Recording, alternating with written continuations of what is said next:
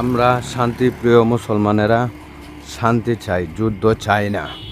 যদি ভারতের হিন্দুত্ববাদীরা যুদ্ধ করতে চায় তাহলে আমরা সরাসরি পাকিস্তানের পক্ষ হয়ে যুদ্ধের সেনা পাঠাবো আমাদের দেশ থেকে, না হয় আমরা নিজেরা যাব গিয়ে তাদের বিরুদ্ধে যুদ্ধ করব ইনশাআল্লাহ, এবং তাদেরকে পরাজিত করে ছাড়ব।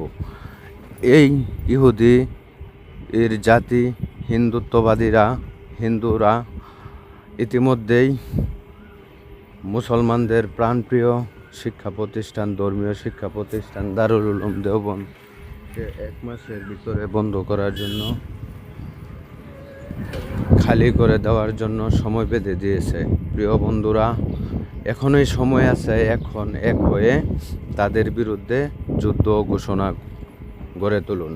পাকিস্তানের সাথে হাতে হাত মিলিয়ে তাদের বিরুদ্ধে যুদ্ধ করুন, তা না হলে আমাদের প্রাণপ্রিয় মুসলমান ভাইয়েরা সুখে শান্তিতে থাকতে পারবে না।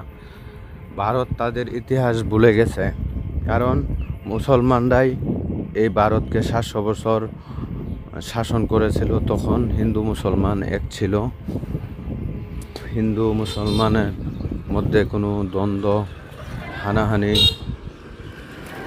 কাটাকাটি, মারামারি ছিল না।